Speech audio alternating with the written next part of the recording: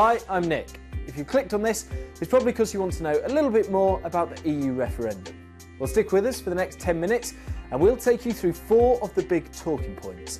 We'll look at how much the EU costs us, how much power it has and its impact on our safety. But first up, immigration.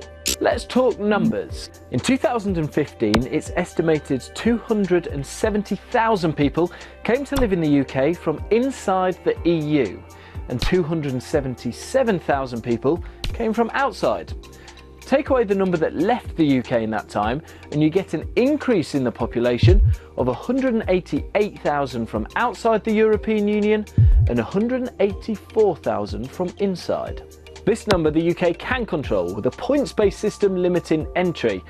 This number though, it can't because of an EU rule called the freedom of movement. So let's explain that. As part of the EU, the UK is in something called the single market. It was set up to help trade between member countries. If you're part of the single market, you have to agree to freedom of movement, meaning EU citizens can come and live and work freely in your country. The Leave campaign would like to extend the points-based system to people coming from Europe as well as those outside. To do that, we'd need to get rid of the freedom of movement and get out of the single market, which would mean leaving the EU. But, and there's always a but, because of the trade benefits, even if the UK was out of the European Union, it may still want to remain in the single market, like Norway. And Norway has a higher proportion of EU immigrants than the UK. So what effect does immigration have on the UK? The Remain camp say migrants are good for the UK economy.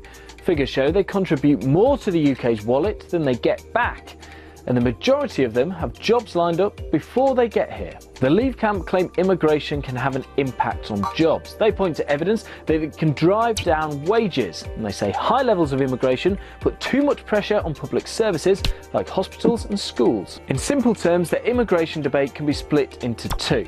On one side, it's all about the benefits. The Remain campaign say it helps the UK's economy and makes the country richer. For the other, it's about control. The Out campaign say the only way to keep numbers in check is to get out of the EU. One thing we all care about is the amount of cash in our back pocket. And there's been a lot of chat about whether leaving the EU would be good or bad for the size of our wallets. So on the economy, would the UK be better off in or out? There are some big figures being knocked around by both the In and Out campaign. The Out campaign is mentioning this one a lot. It's the rough amount they say the UK gives the EU each week in membership fees. Money they say would be better spent on our NHS. But there's a couple of details that we should clear up. First of all, thanks to a deal signed in 1984, the UK never actually pays that amount. It's reduced before going anywhere, so around 276 million leaves our Treasury's pocket. Once that's paid, we get money back for things like farming, and there's also grants given to universities, research centres and engineering institutions. So the actual figure the UK gives to the EU each week is closer to 161 million. Still a lot of cash, but the Remain camp says you should think of it as entry fee into a club, where the free drinks, or in this case taxes, trade and business deals, are worth more than the money you paid to get in. More on that in a sec, but first, the Remain camp are using figures that could do with some explaining too. You might have heard about this one. They claim families would be £4,300 worse off if the UK left the EU. But despite using this line a lot, in truth, it's a guess. A prediction that they don't even think will happen for another 15 years. And even if it did, they've exaggerated their own figures. So now we've dealt with those, let's quickly look at trade. About half the UK's imports and exports are done with other EU countries, allowing businesses to avoid paying taxes when they buy and sell abroad, a bit like duty-free. The Remain camp also claim that 3 million jobs are linked to trade with the EU, though the Leave camp say those jobs won't be under threat because the UK could negotiate better deals on its own.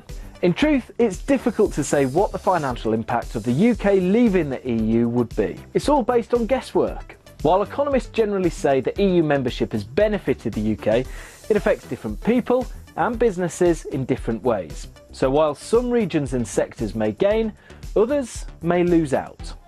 Decisions made by the EU affect all of us, from the amount of hours we're allowed to work to how much it costs to use our phone on holiday.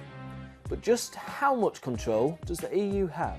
Leave campaigners say Britain's lost too much power to the European Union, and most laws are made in Brussels, not Britain. The Remain camp, though, say that's not true, claiming it's only a minority of laws. So who's right? Well, to tell the truth, depends on how you calculate it. It's possible to argue anywhere between 15 and 50% of the laws which apply here are made by the EU. And there's disagreement too over how much influence we have over the making of them.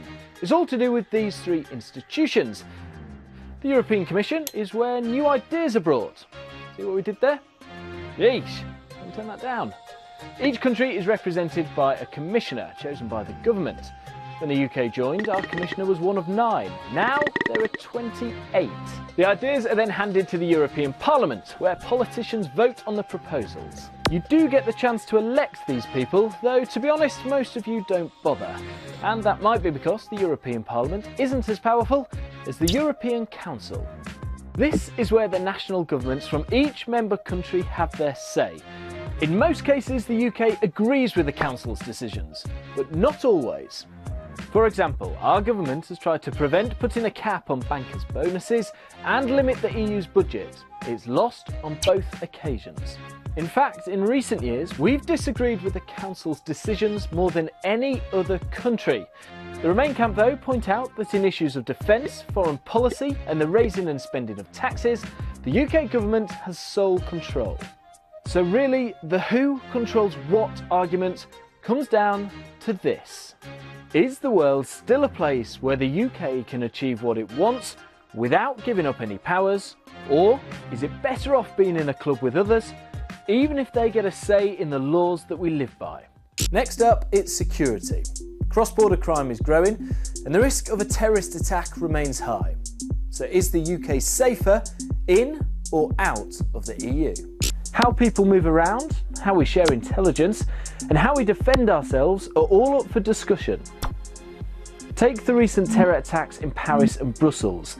The majority of people behind the attacks in France were EU citizens. Now, under European rules, almost anyone who lives in an EU country is allowed into the UK. The Leave campaign say that makes it easier for terrorists to come here, and the UK needs stricter entry checks. The Remain camp, though, argue that the UK has more security checks than most. Those in favour of the EU say it's important that Britain stays in so it can share intelligence with other countries. For example, there's Europol, an EU agency set up to fight crime and terrorism, or an agreement that allows EU countries to share DNA samples, fingerprints and mobile phone call data.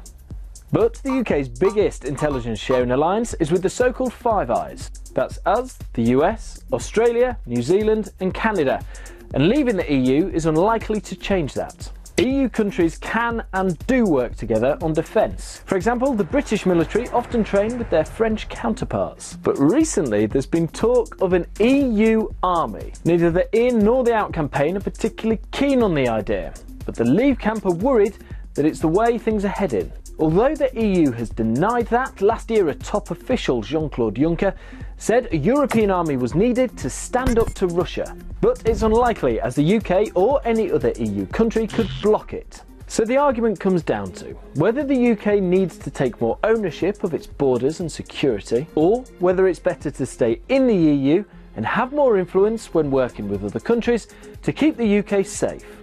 So that's it. The big vote is on June the 23rd. The big question, should the UK remain part of the European Union or leave? It's up to you.